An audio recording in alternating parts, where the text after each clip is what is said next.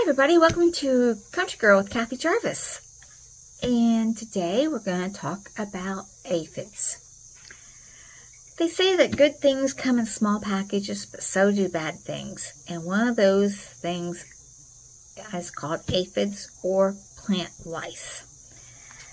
Now, aphids are a soft-bodied, pear-shaped insect that comes in a variety of colors. They can come in black, brown, red, pink, green, white, or even transparent. They usually have some wings on the beginning, but once they lose their wings, they are there to stay. They also have two little short tubes that protrude from the back of their stomach area, and they have two long antennas. But you probably won't see them because they're only like a 1/16 to an 1/8 of an inch long. So you won't see them until they really become a problem. There's over 40,000 different types of aphids, which means they can appear almost in any environment, any condition. They usually eat on fruits and vegetables, plants, the flowers, and the ornamental and your shade trees. That's what they usually eat, where you usually find them. Like I said before, they're very small, so you might not see them at first until you get a really bad infestation of them, but you will be able to notice the damage that they do. They suck the sap out of the plants. So you're looking for leaves and branches and flowers that may appear distorted, deformed, curvy, or just completely fall off. And they also secrete a sticky substance that's called honeydew. Now it's a sweet, sticky substance that ants love, so it attracts ants. And it also blocks the leaf so it can't get the oxygen as in sunlight, and so the leaf will become kind of a sooty color with black sooty mold on it, fungus, and it'll eventually die because it can't get the sunlight. It'll turn a dark green, darker blackish color because of the mold and fungus. The aphids can also transmit viruses from plant to plant. So look for yellow or molted leaves and stunt plant growth. Usually the squash, the cucumbers, the pumpkins, the beets, melons, Swiss chard, beans, and lettuce and potatoes are commonly affected by the aphid viruses. And this usually happens in early spring. So keep an eye out for them then. Usually you'll find the aphids have wings in the springtime when they're coming out of winter hibernation. They hibernate in the soil. Now, they're hard to get rid of because the female is asexual. That means she doesn't need a male. She just produces multiple eggs per day. And it only takes 10 days for that little egg to become an adult, and then they start multiplying. So within 10 or 14 days, your colony doubles, triples, and just goes crazy. So how do you get rid of them if you have them? There are 16 natural ways that you can do it without resorting to chemicals. And you may have to do more than one. You may have to do it more than once. Okay, there are 16 natural ways of trying to get rid of the aphids or to control them. And some of them you'll have to do more than once because of that 10 days. And some of them you only have to do once. And some of them will work and some of them won't. Depends on how bad of an infestation you have. But the first one to try is just simply take your garden hose out and spray them plant down with the garden hose. Usually if there's not too many of them, this will knock them off the leaves. Even the rain can knock them off the leaves. And once they get in the ground, they usually don't take the trouble to climb back up. Remember, they had wings when they first got there. So they don't take the trouble to climb back up. But if you've got a really heavy infestation, then you may have to go to the next thing. Oh, also if you have a light one, you can also just remove them by hand. Just go and take a soapy rag and just wipe the leaves off, and you're done with them. Or you can use a cotton swab with alcohol and just wipe them off.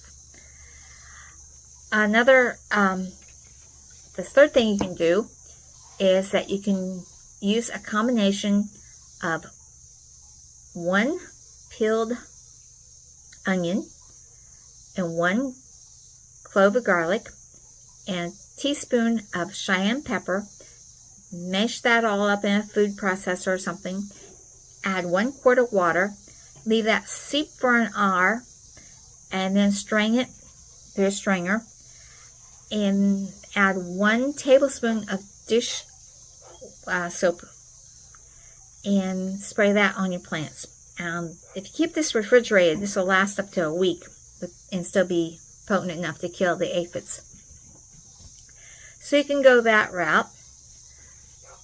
Fourth way you can do is just spray it with neem oil. Of all the directions on your package, cold pressed neem oil works best. The fifth ideal, you can use apple cider vinegar to 3 ounces of water.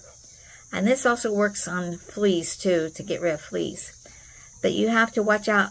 I would test it on your plant because not all plants can handle this acidity of the vinegar. Your sixth thing that you can use is insecticidal soap. And this is, you can buy it at the store. It's a natural formula. Or 7, you can make your own. Use some that Felt or Zota, Z-O-T-A. It's the laundry detergent soap. You can shred that up, grate that soap into water, and make your own insecticidal soap. If you get energetic, you can combine garlic, onions, and lime, and chilies, same way as before. Stick a citrus fruit, chilies, and peeled onion and garlic clove into a blender and process it and add it to water and spray that onto your plants. The 9th way you can do it is a very simple one. Just take some soap, dishwater soap, about half a teaspoon to 1 quart of water, mix that up and spray that on, but make sure you spray the undersides of the plant. This is what I've used today in my aphid problem. I tried the water hose a week ago and it didn't get rid of them all, so now we're trying the dish soap with the water. Number 10, you can put something yellow like a tennis ball or a piece of paper, sticky tape, and cover that with a petroleum jelly. And the aphids love yellow. They will go to that and leave your plants. Then you just have to pick up whatever you put down, the tennis ball or the construction paper with the Vaseline on it or the petroleum jelly on it, and just toss it away. That's a very quick and inexpensive way to handle it. 11, you can use just plain lemon juice.